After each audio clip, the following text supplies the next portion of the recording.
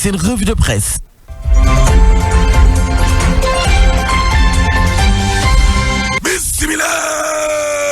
Inna lillahi wa inna ilayhi rajiun. Le Soleil yéene kaa ne Serigne Cheikh Jëmm Fall dem na. Allahu akbar. Tribune yéene kaa ne xalif général Baye Fall yi day wuy ji na boromam. 24 heures yéene kaa critique yéene kaa ne dëgg la Serigne Cheikh Jëmm Fall démb la ko def. L'Observateur ne fukki at ak juróom yoo xam ne ci xilaafaam gi lépp rafet. Vox Populi ne moo nekkoon juróom ñaareelu xalif général Baye Fall ya léegi day jàppale ne Serigne Amdi Modou Mbenda Fall moo ne ci xilaafa gi. Le Soleil yéene kaa ne Touba ñàkk na soldaaram ba. Touba googe gis nga inondation yi waaw juróom fukki millions yi nga xam ne moom la Serigne Mountakha joxe day jébbal nañ ko gouvernement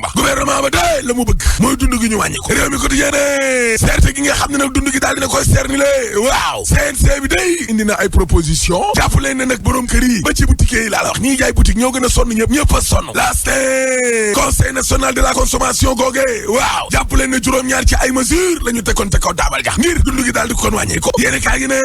waaye ñi nga xam ne nag ñoom ñoo jëfandikoo lekk googe askan wa ña leen fa toogal waaw ak ministre ba day xuloo la ñu nekkee woon démb ca réunion ba xuloo parce que gis nga ministre Assome Diatta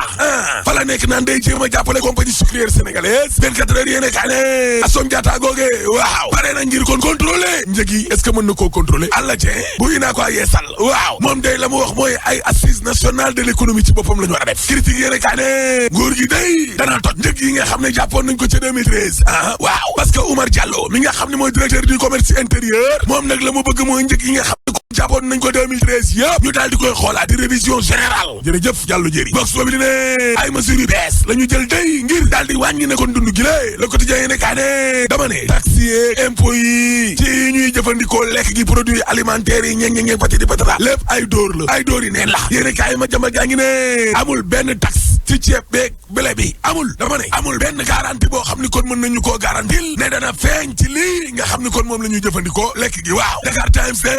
xam nga gouvernement bi moo amul kilifa un gouvernement sans autorité ministre Macky Sall yi waaw ñoom duñu wéyee ndigal pour Macky Sall jox leen ay instruction ñu def ko jamais gis nga Macky Sall ci boppam laa lay wax ni lée amul xarit ay intérêt dongam lay défendre de léegi nag loolee la ministre yi kon toppandoo ci moom dëgg la gouvernement Macky Sall bi ci boppam loolooy jafe-jafeem projet mi kañ laak naka laak fan la ndigal yi nga xam ne moom la président Macky Sall di joxe respecté wuñu ko yenn ci ay ministre waaw looloo tax nag ba Sénégal di ñàkk ay milliards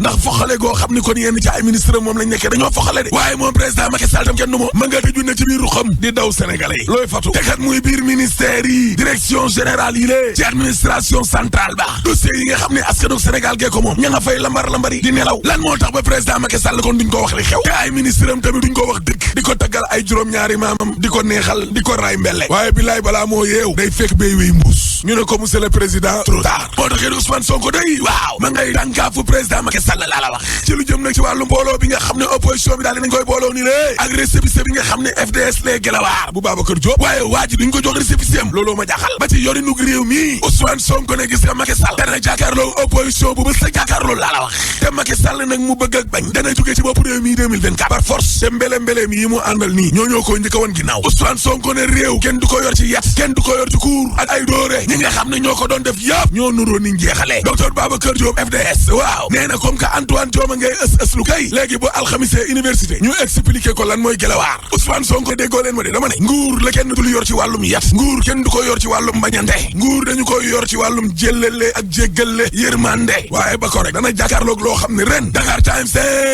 dama nee na Macky Sall day yónnee na Khalifa Sall SMS di message waaye Khalifa Sall daa ma de lànk ndaari tëdd ci suuf ne du ko tontu laa la wax tontu ak fii élection yi toll waaw yàqal sa bopp Khalifa Sall tontu ko tey te tontu ko ëllëg rek laa la wax yéene kaay mu daan bi ne dañ leen toog xaar rek ba xam message boobee SMS bi woote moo ci topp wala audio WhatsApp Macky Sall di audio Khalifa nañ xaar ba xam dana ko audioom di Direct News de waaye Déthié Fall lan lay waajal en tout cas tey la ko nit ñi gën a bëgg de te gis nga Déthié Fall moomee waaw dana dox ci waa réew mi de dana jël ci parti réew mi bu Idrissa Seck ñu baree bari sax évidence Sénégal ne Tidiane Tamba karimiste bi ca Kolda ge jug na taxaw de te boolewul dara ki coow source ané maire bu Daara Jolof day waaw docteur Moussa Sow daal di ne dëggal ne candidat la dëgg la Maodo Malick Mbaye Benno Bokk Yaakaar ci Vox Populi waaw nee na gis nga élection locale yii ñin ñi ànd ak Macky Sall boo sàgganee rek dundugu miti gi parti bii ñu tuddee dundugu miti gi danañu yëngal terminé yéene kaay ne waaye opposition bi tamit day waaw ay piège a ngi ci biir de parce que Macky Sall moom la waxoon rek réduire l'opposition à sa plus simple expression nan leen ba ngeen moo ko rumbux waaw te saa su ne ma ngay liggéey ngir am beneen opposition ci biir opposition maanaam ay dóob ay nettalikatam 24 heures yéene kaa ne Barthélémy Dias day waaw dal na ci kaw Alassane Sall mooy gouverneur u Dakar waaw bi bëgg a tere maire yi ne leen dootoo leen joxati résidence lii luy ndeem Barthélémy Dias ne bloqué leen kon commission d'inscription yi laa la wax yéene kaa gi ne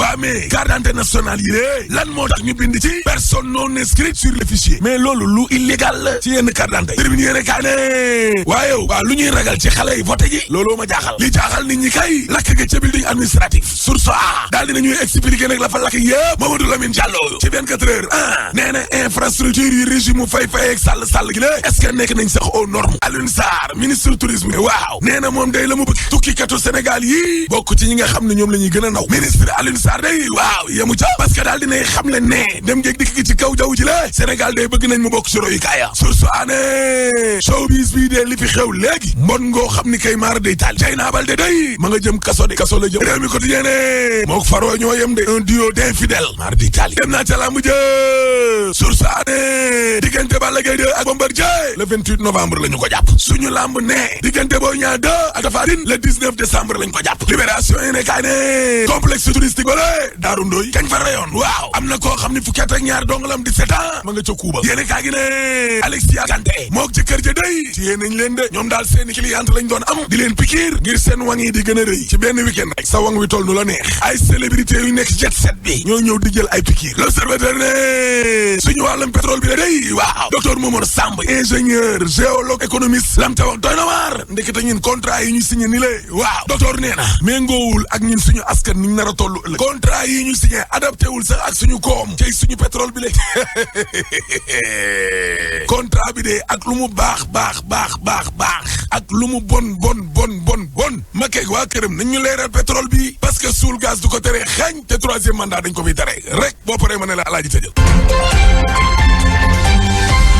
Mokhtar construction di yëngu ci tabax ay cité centre commercial ak it terrasse. mu di bilangu l'accident ba am sa Fatick tolloox yoonu Diourbel ba mel ni kon benn bus la bu baaw fii ci diwaanu Ndakaaru moo mbëkkanteex benn camion bu yeboon ay matt ñooñee doxe fa ñàkk seen ak bakkan dañ ci dégg cible jotaay xibaar sa Pikine Nord it jàppale ne kon waaye politique démb dañu amal ak doxu nemmeeku sa commission ba nga xam ne fa la ñuy bindoo ba ñu fa demee jot nañu fa yëg tey kàddu ànd nañu ci dogal ba nga xam ne gouverneur bu Dakar jël na ko ngir nag li nga xam ne moom mooy certificat de résidence yi ñu bañ di ko joxeeti ci mairie yi foofee it njiital commission bala mu xam le moo di ña bindoogum yees toll nañu si junni yu tegal juróomi téeméer ak fukk ak juróom sa commission ba mu mel ni it taw mi ak démb ñu ngi lay xamal ne kon am na yenn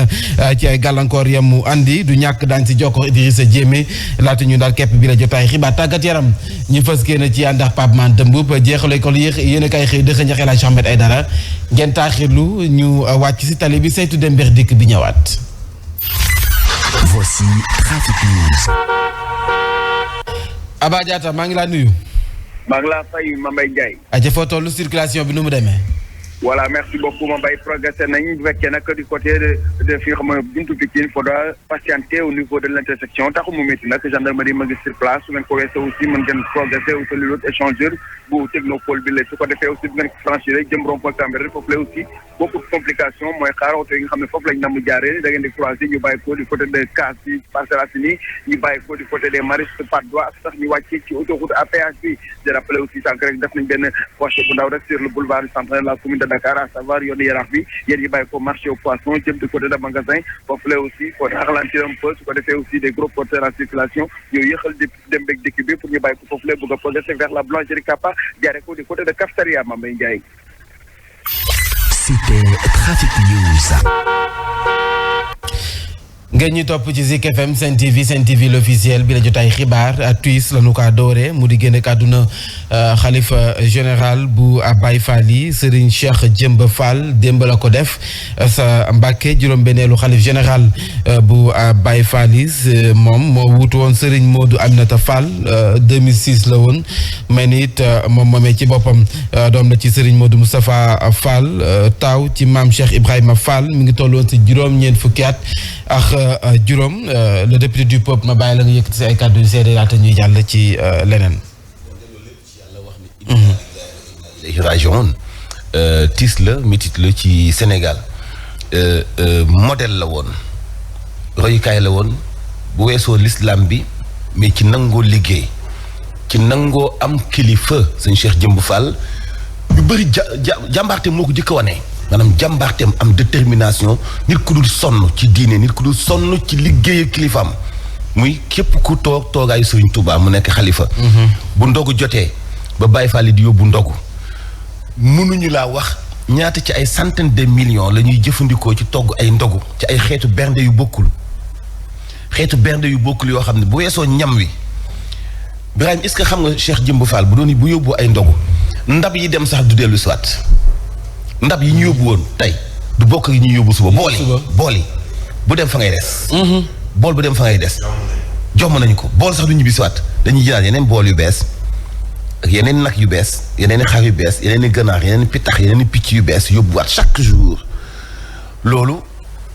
liggéeykat ak nangoo am kilifa moo ko sabab donc kilifa gu nangoo am kilifa leçon la bu ñu war a jàng ci Sénégal noppi lool maandu lool te lépp mu teg ko ci teggin te teewu ko woon a am fayda kon ñu ngi koy jaale waa Sénégal yëpp di koy jaal umma islam bi yëpp ku maandu la woon itam ku maandu la woon waxam bariwul woon de ku maandu la woon yooyu yëpp ay jikko la yoo xam ni war nañ ko jàng ci moom nit yàlla yi dem metti na ci Sénégal waaye moom pertul de ku dund juróom-ñeent fukki at ak juróom-benn liggéeyal nga yàlla lu mu la fi bàyyee ndax lu am solo dund day yokk ci biir dunda yàlla moo ci wax ci alxuraan ni képp ku am ci nit ñi njëriñ ma saxal la ci suuf si non seulement da ngay dem mais sa jëf day continuer des fi mu yàlla na yàlla yokk leeram allahumma amiin taalifkat yi di ko wax lamp dafa nit Bamba feeñ kon nag lamp moomee si ak njabootam la kenn wàññeeku mu di juróom-benneelu xalifa Cheikh Jëmb Fall autis la nag perte la quand même ndax surtout ci jamono ji mu ko defee ndax maa ngi koy fàttali sànq Serigne Bassirou Mbacké Abdou Khadre dafa fàttali dimanche bi ñu weesu ci ku ci nekk li nga xamante ne dañ ko sas ci wàccaayu màggal gi ak li nga xamante da ko doon liggéey ba muy wax ci Cheikh Jëmb Fall ci lu jëm ci wàllu setal dëkk bi dafa ne loolu moom soxloo sax ñu ko koy wax ndax da cee xër nekk ci boobu ba tey donc bu ñu demee tey dañuy jaale njaboot gi yëpp waaye Mansour wax na ko sànq continuité dafay am loolu moom yàlla moo ñu jagle loolu moo ñaale ko réewum Sénégal ci suñu kilifa diine yi ku fi jógee ka lay wuutu fa nga yemoon lay tàmbali continuer kon muy sas woo xamee ni li ñuy ñaan suñu borom mooy kii ñu jël yen bi teg ko ci kawam tey yàlla na suñu borom fal yen bi ci moom muy Serigne Amdi Modou Mbend Fall mi nga xam ne moom mooy tey wuutu ki nga xam ne moo fi bawoo mais jàpp naa ni umma islamique moom moo ñàkk waaye yoonu murit te Touba dinañ sentir ni ki fi jógee amoon na fi solo lool. jaajëf ko amoon solo mu mel ni it askanu Sénégal moo ñàkk diine ji moom moo ñàkk suñu mbokk murit ñoon ñàkk kon nag yàlla na ko yàlla xaare aljana firdawsi ay ca jamono ji may àddu ngeen di teewlu Idrissa Diémé mi ngi ci Kër Massar wala fu manti doon ci banlieue foofee nga xam ne jamono ji taw mi bandi doon ni ngeen ko gisee nii solotina combinaison bi duggute si ndox mi bii moom ndox mi yem na ba ci omi ba romb ko Idrissa Diémé maa ngi lay nuyu ma lay fay ma lay fay xam naa ne ndekkee goo jamono ji si ndox mi ngay ndekkee dafa mu nekk nii fan nga nekk waaw fu toll ni xam naa ni Mambay waa unité 5 ñooñu nar a servir ci li nga xam ne moo nekk duñ ne sur le plat sous l'eau la xam naa lay war a doon ndaxte fii gis nga ko Mambay ndox maa ngi sama ndigg te Mbaye Seck bu may sànni xeer naan arrière ma ne ko mukk ndaxte daanaka boo defee 2 pas moom ndox mi dina ñëw ba ci dënn bi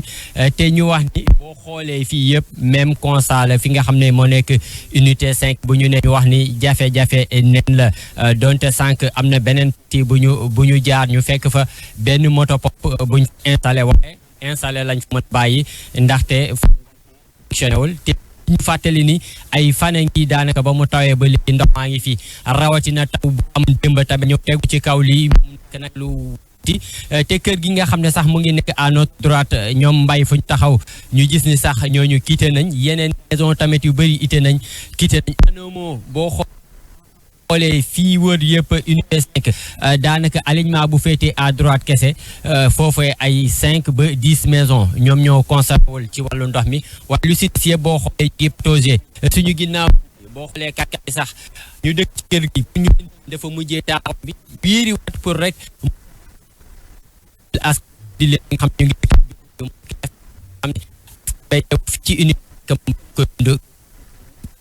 ñuy jégalu qualité sonore bi du ñàkk Idrissa Diémé da ngay jéem a déplacé wu ndax ñu jëlaat la laata ñuy ndar képp bii la jotaay fi nga nekk dafa am solo te loolu faw ñu waxtaanee ko Birahim gis nga mais li ma si gën a jaaxal moo di nee na boo fa demee benn moto pompe nga fay gis te gis nañ ndox mi ni mu toll nii du benn moto pompe moo koy dindi. léegi mooy laaj bi Tétacool voilà mooy léegi nag laaj bi ñu doon indi fan yee passé plan Orsec bi ñu déclenché loolu dañ ciy interpellé le ministre de l'Intérieur fan lañ ci toll parce que plan Orsec boo ko déclenché lan mooy Orsec organisation des secours ñii soxla nañu ñu leen secourir nga dem Touba soxla nañu ñu leen secourir ndax wax nañ ko fi 5 personnes di ay xale lap nañu ci ndox moo xamee ni du géej du dex du piscine bu fa ne ca Touba waaye ndox boo xamee ni eau de ruissellement ndoxu taw la fii ci Kër Massar également xam nga ni 4x4 boobu lu ñuy mag kooku dootul génn koñ boobu ndax amul fu mu yoon bu mu jaar ndax koo xamee ni Idrissa Diémé lu muy ndaw ci wàllu taxawaay fi mu dugg noonu oto xaju fa oto mënu faa dugg ça veut dire que plan Orsec bi ñu déclenché il faudrait que régulièrement ñu mën a gis ay évolution ci li nga xam ne moom mooy liggéey bi lii nag day indi wàllu moto pompe yooyu ñu fi doon wax marché bi ne ni dañoo joxe pour 1,8 milliard pour lu jëm ci wàllu moto pompe hydrocureur rek yu ni mel ñu ne daal ñaar rek lañu ci gisagum te benn bi sax baaxul société bi ñu ko dénk ne ni ñun 300 et quelques millions la ñu joxaguñ ñu totalité bi il faudrait nécessairement que ci lu mel nii dañu leeral askan bi mais leeral askan lu ci gën a gaaw mooy ñu siy teg seen bët. ci lu wér nañ ciy teg suñu bët leeral askan wi ci li nga xam ne ñoo ko fi waxoon engagement yu jëloon ne dañuy jëlee ndox mi foofu 26 moto pompe ñaar lañu fa gis xaw ma ñett te ba fii nag amul benn changement buñ ci gis ba léegi ndox maa ngi tàggatee benage. maa ngi nii team communiqué bi bàyyeeku ci waa société SAE. lu ñu wax. bi nga xamante ni bii bi ñu bindee ci Libération ci benn marché bu 1,8 milliard francs CFA ci ay moto pompe yoo xam ni moo woon di nga ci ndox mi ñoom seen communiqué machines yi nga xam moom lañ leen commandé woon. ci ay moto pompe jox nañu ko waa ADM muy agence de développement municipal loolu benn la. jotuñu itam ci marché bi lu dul 311 millions. par rapport ak 1,8 milliard yi ñu leen waroon a jox. donc ñoom sax dañu préfinancé ngir mën a am nombre machines yi nga xamante ni bii moom la ñu leen laaj pour mën a. jox ko ñi leen ko laaj mën a ngacc ndox mi bi passé directeur société bii daje na ak ministre de l'intérieur mi nga xam moom moo déclenché plan bu Orsec mais ba léegi xamuñu gouvernement bi waxul ba léegi fan lay fi taga tembe et communiqué société bi wax na ni jox nañu waa ADM li ñu leen commandé woon te jotuñu lu dul 300 et quelques millions ci 1,8 milliard. gisu ko démentir. te ba léegi te bi ñu journaux yi jëkk bind bi ñu bindee. dañoo taqal société boobu. chargé leen lu diis. c'est l'État du Sénégal mooy responsable lii am nii dañu jël seeni ay responsable bu fekkee dëkkuwaay la ñooy responsable bi maam bu fekkee ñàkk mën a ngacc ndox mi la ñooy responsable bi bu fekkee marché bu leerul la ñoom ñooy responsable bi mais gis nga ñu dëkk ci kër yi est-ce que ñu ngi dund ñi est-ce que ñu si bëri Idrissa Diémé man moo ma sut donc bu ko ndox ëgsee ci ndigg te bu avancé waati mu ëgsi ko ci dënn te mu nekk ci diggante ay kër mais boobu la situation ñëpp gisandoo nañu ko ay nit war ci dund ay weer ñetti weeru nawet te du tax ñu tàqali ko ndox mi te yow ngay nekk ci di wax leneen di ma wax ay ndaje ay conseil ay leneen c'est-à-dire que li ñu bëgg mooy démb mooy li mu wax rek am na yenn ndaje yoo xam ne jaru ko nañuy def lu concret lu palpable lu ñu mën a laal lu ñu këtt lu ñu joon a koy faj xoola Idrissa Diémé gis nga pour mu dox sa digital bant bu mu wóor na fi muy jàll nii du kàmb wala du dara est-ce que moom dina mën a génn sax parce que itam risque la aussi dara wóoru si aussi Idrissa Diémé mais moom li muy def risque la Idrissa Diémé li ngay def risque la fa nga nekk noonu ndox mi bul xam ndax kàmbaam na fa am déet waa nga revenir un peu si unité 5 foofu nga ne ca Kër Massar moo taxit Mambay boo gisee daanaka gisoo lu ma yor ni mooy sama sonde te ñu wax ni fii lañ mën a yem d'autant plus que suñu ginnaaw ndox yi kese la fii ci unité 5 te moo ne fii bokk na ci Parcelles Assainies Kër Massar Rufisque te ñu wax ni itam du unité 5 kese moo nekk di dund yi le jafe-jafe maanaam askan bi ba taw bi commencé ba léegi ba ndox mi wàccee gisuñu ku leen ñëw wàllu pour mën leen a jëlee fii ci ndox mi xam nga ni tey bu ma demee Mambay ba ndox mi yemma daanaka romb sama ndigg xale moom kenn xalaatu ko te mu nekk risque ndax parents yi mën nañ am saa su ne di surveiller seen doom boo xoolee à droite mbay boo xoolee sa droite am na ay famille yu taxaw ak ay doomam te mu leer la ne que xale yi bu dee ñoom ñoo dugg ci biir ndox mi lab mën na leen ci fekk mu nekk danger bi nga xam ne askan bankay dund fi nga xam ne nag moo nekk unité 5 wala sax mboolem unité yu nekk Kër Massar Rufisque mais Mambay duñ fa yem ndaxte itam xam ngeen ni que Parcelles Assainies ñaar ñoo am ci Kër Massar am na boo xam ne Kër Massar Malika foofee itam muy unité 12 unité 13 unité 14 unité yu bëri même constat la askan baa ngi ci biir ndox mi daanaka yenn unité yi sax di nga dem ba ndox mi dina toll à 1m20 1m30 te moo ne nag nee nañ déclenché nañ li nga xam ne moo nekk plan Orsec dégg naa barki démb sax ñoo ngi doon waxtaan ak benn kilifa nee nañu macha allah Camille Bass gis nañ ni que ndox mi wàññeeku na fa unité 3 mu ngi dem ay ree jàpp ma ndaxte Mambay ku xam dëgg-dëgg pluviométrie au niveau de Dakar ñu fàttali ni 600 ba 700 millimètres dina ko taw te fu mu toll nii ñu ngi ci entre 200 ak 250 millimètres kon donc ça veut dire que pic bi eggaguñ ci ñu fàttali ni tamit mois de septembre la inondation yu métti di am at ñu wees yëpp mois de septembre la te boo xoolee Kër Massar daaw le 6 la taw yu métti amoon diggante le 6 jëm kaw kon donc ba léegi xel yi dalul ndaxte période boobu tant que rombaguñ ko ak lu fi am ci ndox bu dee jëlewuñ ko on craint le pire pour cette population là qui vit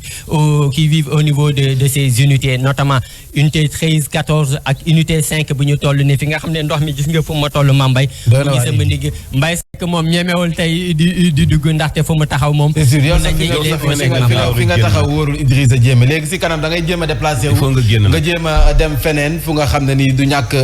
même décor xam naa rek lañ fay gis certainement laata ñuy tëj li nga xam ne mooy journal bi ñu àndaat ak yow kon Idi génneel foofu nga dugg wóorul dara wóoru si ayca ñu wéyal li nga xam ne moom mooy jotaayu xibaar bi dañu àndaat ak Idrissa Diémé laata ñuy tëj jotaayu xibaar bi ñu àddu jëmale ci l'accident ba nga xam ne moom moo am ni ki démb 23h la ñu wax ci tali Fatick bi fa tollox Diouroup kon na sànq ba léegi maa ngi wax Diourbel donc Diouroup benn bus la bu bawoo Dakar Ndiaye doon dem foofee sa Bignona moom moo rek sa garage Bignona doon dem sa Sédhiou moom moo mbëkkanteex benn camion bi yeboon ay matt juróom-ñett ñoo sa ñàkk seen bakkan bokk na ci sax nee nañu chauffeur bus ba daañ si dikkaat si sunu yeneen jotaayu xibaar ànd seex sunu ndaw la ñu nekkal foofee ca Fatick di Alioune Badara Sonko ma junj leen ko ci ndorteel bi la jotaay xibaar junni yu tegal juróomi téeméer ak fukk ak juróom ñoo bindu ca Pikine Nord ci jëm ci kayitu mbindu yi loolee nag ñoo ngi ko xamle gannaaw ba ay waay politique demee doon amal ak nemmeeku ci liggéeyu commission ba sa Pikine Nord rafetlu nañu liggéey ba noppi te rafetlu dogal ba nga xam ne bawoon na ci gouverneur bu Dakar jëm ci joxem certificat de résidence yi ñu jëlee ko ci maire yi ñoom ñu bañ ko di ko joxeeti ñu ànd seet nanga ko ba ka yo commando ndax ñoom Pikine Nord, les inscriptions sur les listes électorales se déroulent normalement, confie le président de la commission. Ici, pas moins de 90 personnes au quotidien viennent accomplir leur devoir citoyen. Nous travaillons depuis le 31 et à ce jour, nous avons eu à inscrire 1515 personnes depuis le 30. ca Pikine noonu mbindu mi ci liste électorale yi mi ngi am ci anam yu gën bu ñu doyloo njiital commission ba file lu ëpp juróom-ñeent fukki doomu aadama bés bu jot daañu ñëw bindu si. Depuis le 31 ba démb la date hier eggoon nañ ci 1515 inscrits. ay fan ci ginnaaw xeexoo bu métti ñeel ni ñuy joxe certificat de résidence yi taxoon na ba juróomi doomu aadama am ci ay gaañu-gaañu muy fitna boo xam ne acteur politique yi ñu ngi koy ñaawlu. coow yooyu waroon naa mën a ñàkk ndax ñi ko sooke ak ñi ko doon seq ñoom ñun ñëpp ak ñun ñi ñëpp ñoo bokk bëgg a defar Pikine Nord. ci coow loolu liñ ci déggoon gouverneur wax ko ñu naqarlu ko lool ci ni mu ko waxee ndax loolu du waxu kilifa. te sax gouverneur bu Dakar jëlee na ci maire yi lépp lu ñeel joxe certificat de résidence yi Daouda Gueye ne ndogal bi daa yéex. kii di maire bi nga xamante ni moom lañ jox ne moom mooy jébbale kayit googu noonu moom aba la wax la maanaam candidat la sekk koog yeneen ni la wax yoo xam ne ay wujjam lañ lii di joxe kayitu gi jëmmal na yow ci gox bi nga dëkk loolu ñu dind ko ba faaw ci loxoy fara yi maanaam maire yi ba ëllëg baneen woote bu mënti am lépp ñu jox ko ñoo xamante ni ay jàmbur lañ ci mbir mi ba du am ay ñàkk kóolante ba am ay mbiicoo ak ay mbaalo. ca commission bi ñeel mbindu mi ci liste électorale yi te ñu samp ko ca Pikine Est foofa itam mbir yi lépp a ngi jaar yoon ci dal bu mat sëkk. voilà mu ngoog mu di dogal bu nga xam ne nii démb coow li bari na si woon lool waaye nag tey bu ma jëlee yéenekaay bi moom la mu xamle moo di nee nañu gouverneur mësul génne arrêté ngir nag ñu bañ a utee ji certificat de résidence ci li nga xam ne rek moom mooy ci maire yi mu di quotidien Le Soleil yéen donc Le Soleil bu ko joxee peut-être c'est officiel. c'est officiel donc ba fii amul benn arrêté bu nga xam ne mën na aaye maire yi ñu fay amee certificat de résidence. amul arrêté mais. précision bi nga xamee ni dañ ko ci def mooy gouverneur joxewul ci ndax arrêté lu ñuy teg la. am na ñu wax ne ni arrêté mënu la. sous loi mënu la jéggi loi. moom jéggiwul loi ndax joxewul arrêté mais beneen précision bi tamit mooy ni fu fekkee ni blocage dafa am. préfet sous préfet am nañu sañ-sañu. mairie bi nga xamee ne dafa am blocage ñoom ñu jël seen responsabilité. pour joxe certificat de résidence ndax loolu Mambay mais yàgg na ngay dem gendarmerie pour am certificat de résidence wala police parce que peut-être chef de quartier bi jox na la domicile peut-être mënoo jot ci maire bi wala am na ay jafe-jafe nga dem ca police ñu jox la certificat de résidence parce que fekk na ñu xam ni effectivement fa nga dëkk foofu nga dëkk chef de quartier wala délégué de quartier bu mu la jox kayit bu valable ñoom ñu contresigné ko jox la li nga xam ne moom mooy certificat de résidence donc tey bu fekkee ni dafa am ay blocage ci yenn ci ay mairie parce que il faut surtout préciser que le maire da nga bokk ci démembrement état mais boo bëlee dindi sa malaanub officier d'état civil pour yam ci politique mais am nañu sañ-sañu officier d'état civil wala plutôt administration territoriale nangu ci yow lenn ci sañ-sañ yoo xamee ni yow da nga ko salfaañe et au détriment des populations muy maire opposition muy maire pouvoir am na loo xamee ni sañ-sañ la bu citoyen sénégalais am mooy bu ñëwee laaj kayit nga jox ko kayit mais dañuy wax certificat de domicile parce que dañoo toll ci ay élections mais ñaata yoon ngay dem ca mairie bëgg extrait de naissance wala yeneen i kayit yoo xam ne da ngay soxla daar urgence ñu lay dawloo te duñu xool ndax yow politique la wala doo politique mais parce que tout simplement yenn saa yi dañuy def li ñuy wooyee ngeen baal ma kàddu gi maa tey nag bu amee ci yenn mais ñi nga xam ne am nañu sañ-sañu nangu ko defal ko seen bopp pour que askan wi mën cee jot mais nañ koy def parce que loi bi may na leen ko nga gis ay may wax boo leen demander information ci gestion te loolu citoyen bu nekk am na sañ-sañ bi du la sax faale nga ñëw jënd benn kër ci commune boobu noonu fay frais de mutation mais maire bi du la sax faale am na ñoo xam dañuy am seen i këyit ci maire yi lu mat ay ñett ba ñeenti at alors loolu teguñu ko fenn man doon na ma jaaxal li ñu wax démb donte suñu ay confrères ñoo ko bind que gouverneur moo jël dogal boobu parce que gouverneur bu Dakar monsieur Sall néew na lu ñu koy dégg ci yeneen c'est ça man bu fekkoon sous-préfet bu Dakar moo mën a wax xëy na moom bari na lu muy jonjo ak gars yi politique yi bari na lu ñu koy gis ci ay manifestation mu jaxasoo ci police yi nekk ci lacrymogène yi ak naan tuer et cetera comme li préfet bi fi nekkoon Aliou Badara Diop ñu ngi fàttali ko manifestation sonk yi moo ni police yi dóor lañ ci kaw journaliste yi xam nga yooyu dañ koy gis mais gouverneur bi wax dëgg yàlla ku dee yàgg sa bàmmeel néew na lu ñu koy gis muy impliqué wu ci wàllu politique moo tax bi ñu xëyee tey gis démenti bi man loolu moo gën dal sama xel mais dafa am benn précision de taille bu ci Aliou Badara Diouk def nekk spécialiste ci wàllu décentralisation nee na ci loi bi bu fekkee maire yi defaralulu la certificat de résidence gendarmerie defaralulu ko mënoo ko am police ci code des collectivités territoriales bii nga xam moo tënk acte 3 de décentralisation sous-préfet ak préfet mun nañ defar certificat de résidence loolu lu ci yokk mën nañ ko defar loolu lu ci yokkuwaat lu bees la lu gars yi précisé wul woon benn ci loi bi itam waajal nañu bu naree am trouble à l'ordre public comme li amoon ci Pikine Nord ba ay xeexoo am fa préfet bi am na droit annuler foofu ni bu fa kenn defar certificat de résidence moom jël ko yóbbu ko police mbaa mu koy defal boppam yooyu nag moo tax dem bi ñu waxee ma ni laaj na ba xam est-ce que du loi bi ni maire donc sañ a defar jàppandu lu itam préfet bu naree am perturbation mënu ko yow jëlal defar parce que lu dafa xóot moo tax démb bi ñu woowee Alioune Badara Diouf da cee def ay précisions yoo xam ne safaanoo na ak ni ko yenn ci ay politique defee te yooyu def ci am solo parce que ñoom ñooy spécialiste ci côté boobu noonu Mambé. ci lu wér lu am solo la ayca dañuy dem sa Tëngéej foofee ministre Ismaïla Madior Fall moo demoon seeti ji soxna yi nga xam ne ñooy lakk keccax sa ndeppe ñooñee profité sa becc seen boolu jàmbe jafe-jafe yi nga xam ne ñu ngi ko doon dund foofee te kenn fullaalu leen ñu teewlu sa kàddu yi ka nga xam ne mooy seenam njiit Adja Maguette Gueye.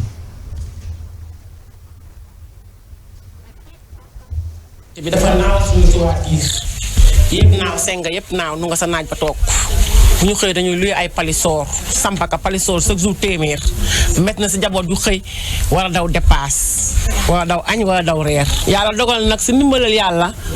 monsieur le ministre Ismaïla Madior Fall tey ji mu wàcc si Tëngéej ñëw xool quai de pêche bi secteur de la pêche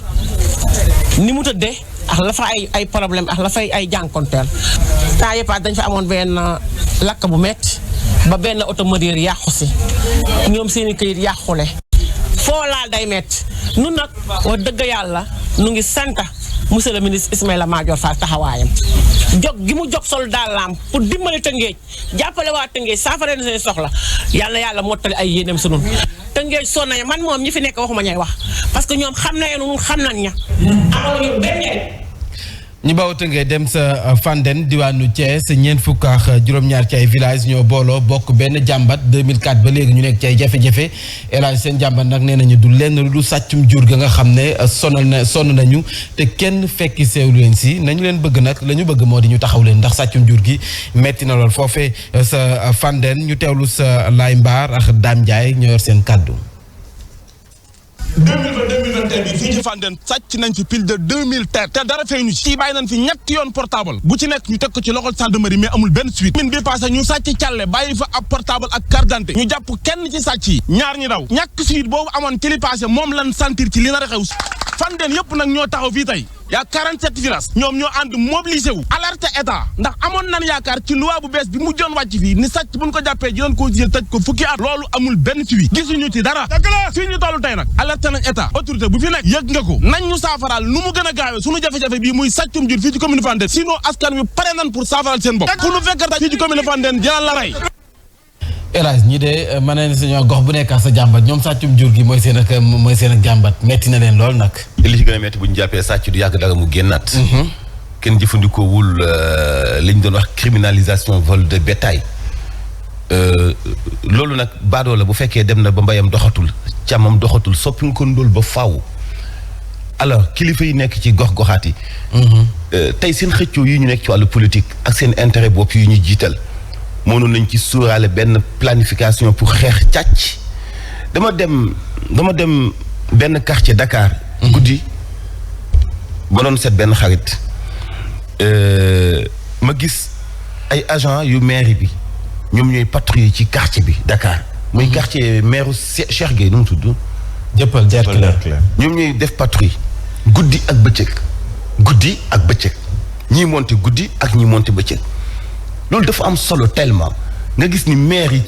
ci seen suq yi leen di topp guddeeg bëccëg suba ak ngoon di leen xeexal di leen nettali seeni ay jëw. di leen wax lu dëgg di leen dunguru nañ génne ci bopp Sénégalais yi dunguru jàngal leen liggéey dama lay affecté fenn jox la gilet ngay assurer sécurité askan bi mais loolu idée la boo xam ni maire yi mu vision la quand même maire yi mun nañ ci roy ñii doon wax sànq di jàmbat càccu juru am nañu maire. du fa sax dem masawu leen. te saa bu soxlaa bu amee étranger bu indi ay milliards am mu soxla seen suuf bu koy dagg du leen tàggu dañuy monter bu sous-préfet brigade ba fay nekk dañuy naawal askan wa dañuy mujj seede ñoom ñëpp ñu jël seen ay suuf. buñ ca yeggee nga xam ne lépp dëgg la gis nga loolu nag moo war a dakk ci Sénégal suufu béykat yi ñu naan ay fas du bay nañ jël suuf si jox ko agro business lañ koy xawma c'est pas vrai. agro business milliardaire moo koy def wala ku bari loolu ay millions. mais ku amul milliard amoo ay millions te bëgg a bay dundee di nga uti ay machine ak tracteur doo jël sa fas ak sa machine bay loo mën a dundee mbayee fas ak machine kenn du ko fi jëlee appellation boobu laay bañee koo dégg mu koy wax xamul mbay. ci lu wér moo tax moo xam muy journaliste moo xam muy ku mu mën di doon ku naan dañoo war a jël tool yëpp jox ko agro business yi parce que bay fas dafa nga xew yi parce que bay ren ba déwén am ñetti saaku mais kii am ñetti saaku yooyu lay dunde kii def agro business milliardaire la boo ko bu jëlee sa suuf dalay soppi yow mbindaan ba faaw yooyu politique yooyu moo war a dakk te ñu bàyyi càcc jul gi parce que ñi ci kaw gi ñu ngi souffrir ñu ngi jël seen suuf ñu ngi sàcc seen jur ñu ngi leen di néewal doole ñu ngi leen di bundu xataal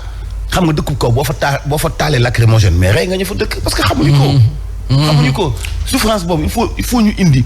yamale ci biir askan wi ñi dëkk ville ak ñi dëkk village ci wàllu ni ñu leen di respecté surtout seeni ay maire ñu recadré leen. waaye vol de bétail dañu waxoon dañu koy criminaliser. kenn criminalisé wul dara. ba léegi France daal di xëddeen. mais au-delà criminaliser bi je pense gis nga nguur da ngay xam nga ñuy wax maire yi dañu war a visionnaire mais nguur tamit da ngay visionnaire xam nga dañ fi wax ni par exemple pour désengorger kaso yi dañ lay am na projet boo xam ne dañ ko taxawaloon pour li nga xam ne moom mooy bracelet électronique mais gis nga jur gi muy nag muy fas muy xar wala bëy wala gëlëm lu mu mën a doon am na yenn réew yoo xam ne dañoo tàmbali li ñuy woowee l'identification du bétail identification boobu ak traçabilité am na ñoo xam ne tey dañuy jël seen peinture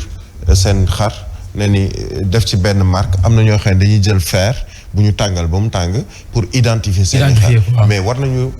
àgg ci foo xamee ni ministère de l'élevage day am sañ-sañu